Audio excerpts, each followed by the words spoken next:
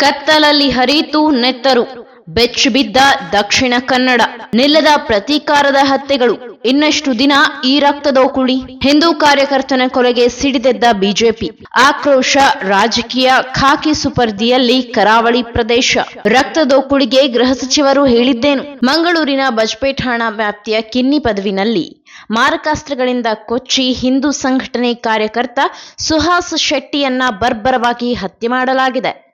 ಮಂಗಳೂರಿನ ಬಜ್ಪೆ ಬಳಿಯಲ್ಲಿ ಜುಲೈ 22, 2022ರಂದು ಸುರತ್ಕಲ್ನಲ್ಲಿ ಫಾಜಿಲ್ ಕೊಲೆಯಾಗಿತ್ತು. ಈ ಪ್ರಕರಣದ ಪ್ರಮುಖ ಆರೋಪಿಯಾಗಿದ್ದ ಸುಹಾಸ್ ಶೆಟ್ಟಿಯಿಂದ ಹಿಂದೂ ಕಾರ್ಯಕರ್ತ ಪ್ರವೀಣ್ ನೆಟ್ಟಾರು ಕೊಲೆಯ ಪ್ರತೀಕಾರವಾಗಿ ಫಾಜಿಲ್ ಹತ್ಯೆಯಾಗಿತ್ತು. ಆದರೆ ಶುಕ್ರವಾರ ರಾತ್ರಿ ಈ ಪ್ರಕರಣ ಪ್ರಮುಖ ಆರೋಪಿ ಸುಹಾಸ್ ಶೆಟ್ಟಿಯನ್ನ ಮಾರಕಾಸ್ತ್ರಗಳಿಂದ ಕೊಚ್ಚಿ ಕೊಲೆ ಮಾಡಲಾಗಿದೆ.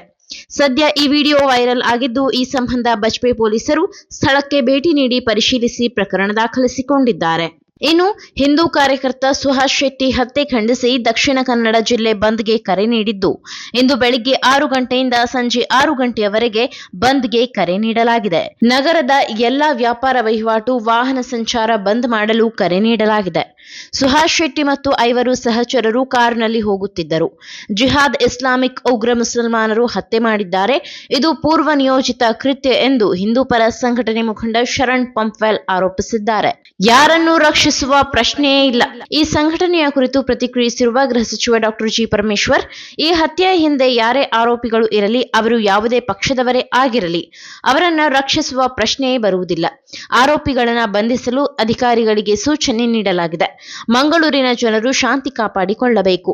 ಈಗಾಗಲೇ ಘಟನೆಯ ಕುರಿತು ಹೆಚ್ಚಿನ ಮಾಹಿತಿ ಪಡೆಯಲು ಸ್ಥಳಕ್ಕೆ ಕಾನೂನು ಸುವ್ಯವಸ್ಥೆ ಎಡಿಜಿಪಿ ಆರ್. ಹಿತೇಂದ್ರ ಅವರನ್ನ ಮಂಗಳೂರಿಗೆ ಕಳುಹಿಸಲಾಗಿದೆ ಎಂದು ಅವರು ತಿಳಿಸಿದ್ದಾರೆ. ಫಾಜಿಲ್ ಹತ್ಯೆಯಲ್ಲಿ ಆರೋಪಿಯಾಗಿದ್ದ ಸುಹಾಸ್ ಶೆಟ್ಟಿ ಕಳೆದ 2022ರ ಜುಲೈ 28ರಂದು ಸುರತ್ಕಲ್ನ ಮಂಗಳಪೇಟೆ ನಿವಾಸಿ ಫಾಜಿಲ್ ಸುರತ್ಕಲ್ನಲ್ಲಿ ಜವಳಿ ಅಂಗಡಿಯ ಮುಂಭಾಗದಲ್ಲಿ ನಿಂತುಕೊಂಡಿದ್ದ ವೇಳೆ ದುಷ್ಕರ್ಮಿಗಳು ಕಾರಿನಲ್ಲಿ ಬಂದು ಮಾರಕಾಸ್ತ್ರಗಳಿಂದ ಹಲ್ಲೆ ಮಾಡಿ ಪರಾರಿಯಾಗಿದ್ದರು.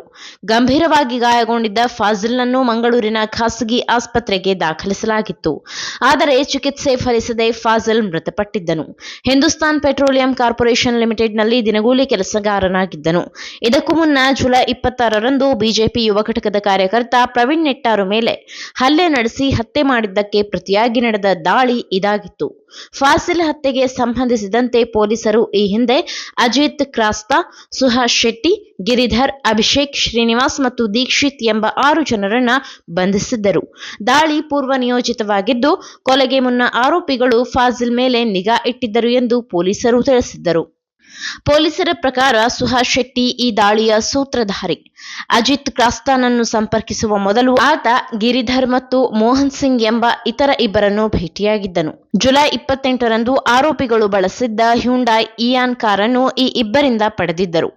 ಸುಹಾಸ್ ಅಜಿತ್ಗೆ ತನ್ನ ಕಾರನ್ನ 3 ದಿನಗಳವರೆಗೆ ಬಳಸಲು 15,000 ರೂಪಾಯಿಗಳನ್ನು ನೀಡುವುದಾಗಿ ಮಾತುಕತೆಯಾಗಿತ್ತು ಎಂದು ಪೊಲೀಸರು ತಿಳಿಸಿದರು. ಸುಹಾಸ್ ಶೆಟ್ಟಿ ಈ ಹಿಂದೆ ಬಜರಂಗ ದಳದ ಕಾರ್ಯಕರ್ತನಾಗಿದ್ದರು. ಸುಹಾಸ್ ಶೆಟ್ಟಿ ವಿರುದ್ಧ ಹಲವು ಕೊಲೆ ಯತ್ನ ಕೇಸ್ ದಾಖಲಾಗಿದ್ದವು. ಬಜ್ಪೆ ಪೊಲೀಸ್ ಠಾಣಾ ವ್ಯಾಪ್ತಿಯಲ್ಲಿ ಈ ಘಟನೆ ನಡೆದಿದ್ದು, ಸುಹಾಸ್ ಶೆಟ್ಟಿ ಹತ್ಯೆ ಹಿನ್ನೆಲೆಯಲ್ಲಿ ಮುಂಜಾಗ್ರತಾ ಕ್ರಮವನ್ನ ಪೊಲೀಸರು ಮಂಗಳೂರಿನ ಹಲವೆಡೆ ನಾಕಾಬಂದಿ ಹಾಕಿದ್ದಾರೆ. ಅಲ್ಲದೆ ಸೂಕ್ಷ್ಮ ಪ್ರದೇಶದಲ್ಲಿ ರಾತ್ರಿ ಇಡೀ ಗಸ್ತು ತಿರುಗಲು ಹಿರಿಯ ಅಧಿಕಾರಿಗಳು ಸೂಚನೆ ನೀಡಿದ್ದು, ಮಂಗಳೂರು ನಗರಕ್ಕೆ ಹೆಚ್ಚಿನ ಪೊಲೀಸರ ನಿಯೋಜನೆ ಮಾಡಲಾಗಿದೆ. ಕಮಿಷನರೇಟ್ ವ್ಯಾಪ್ತಿಯಲ್ಲಿ ನಿಷೇಧಾಜ್ಞೆ.